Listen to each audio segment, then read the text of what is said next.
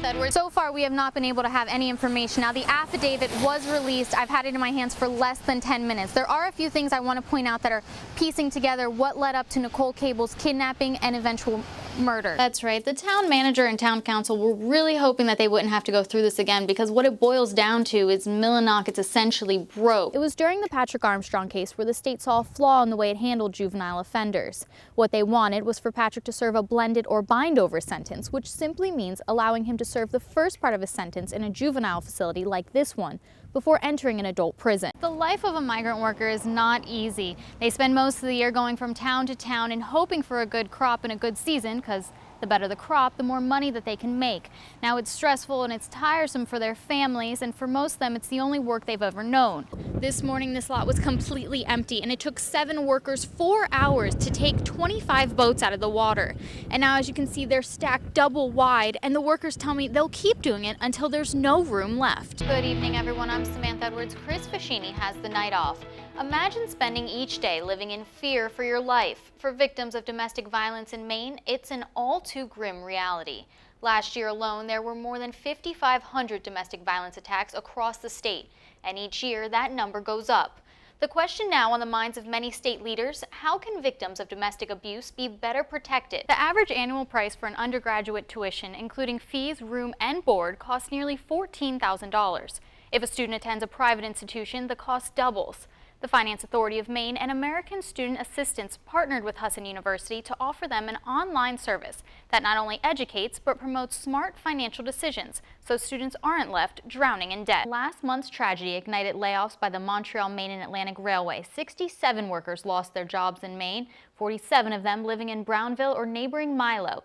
These families will need to find some other way to survive and provide. And they're not the only ones. The local economy depends on the rails. And now the eerie silence leaves some worried. Samantha, for a town this size, $45,000 is no small amount of money. That's right, Chris. The town of Wesley has 114 residents. And at Monday night's annual meeting, they were told a number: $44,721. That's the amount of money missing from the town's funds. Now, the auditor hired by the town tells me it was a combination of property taxes and excise taxes that never made it into the town's bank account. Most of the money went missing during the 2011-2012 tax season. Since then, the town's former tax collector has stepped down. The most recent year balanced, but some residents of this quiet town are left with questions and demanding answers. Wesley is the type of town where everyone knows each other and for the most part knows what's going on, which is why some were surprised by Article 6 in the town's warrant: nearly $45,000 in missing funds. The accounting records for the town of Wesley indicate that the money was collected, but it was never put into the bank, so it was never deposited. People want to know where the money went to. That's quite a substantial amount of money for a small town like Wesley. And they want to get to the bottom of it and find out where our money went to. Resident Tina Ross says they didn't even know the money was missing until they received the town's warrant for the meeting. But she says the selectmen did. It's huge. It's a huge, I can't even imagine it. You know, of running the town and this just coming to the surface. I think it should have been done immediately. I don't think that they should have waited a year.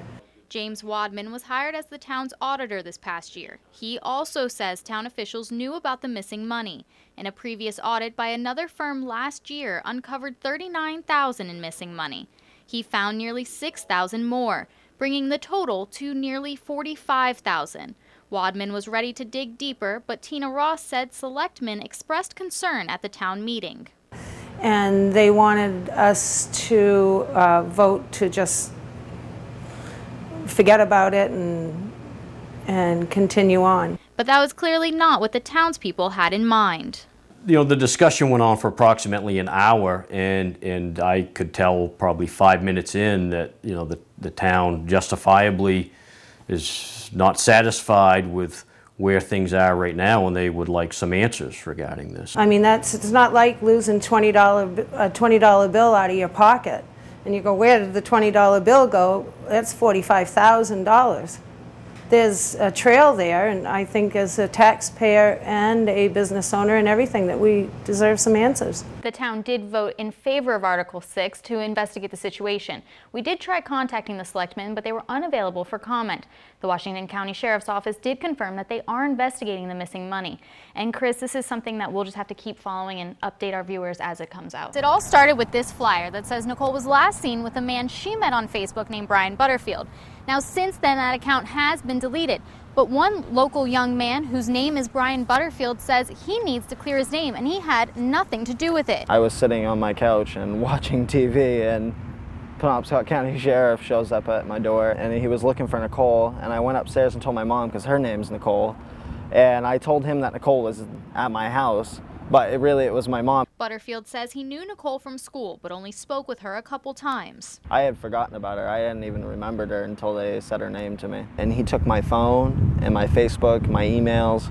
I even let him search my house.